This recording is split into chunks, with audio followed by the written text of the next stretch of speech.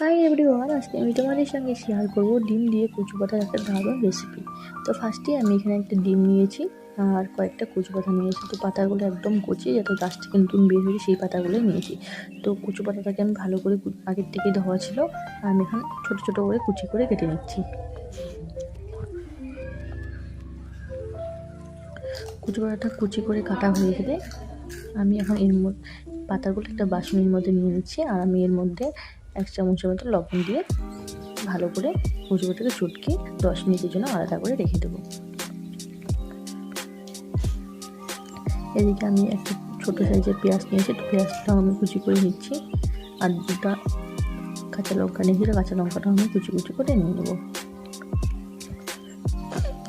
পেঁয়াজ আর কাঁচা লঙ্কাটা কুচি করা হয়ে গেলে যে কচু পাতা ছিল লবণ দিয়ে রাখা, সেটা আমি আরেকবার চটকে নিচ্ছি, নিয়ে এর থেকে রস ঝরিয়ে নিচ্ছি।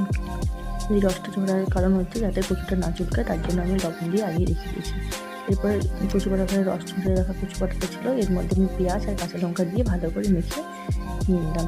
এখন আমি কড়াইতে তেল গরম করে কচু পাতাটা দিয়ে দিলাম, আর আমি এখানে 1 চিমটির মতো হলুদ ব্যবহার করেছি। তো হলুদটা দেওয়ার পর একটু নাড়াঘাটা করার পর হালকা ভাজা ভাজা হয়ে যাবে, তখন আমি এর মধ্যে ডিমটা ফাটিয়ে দিই।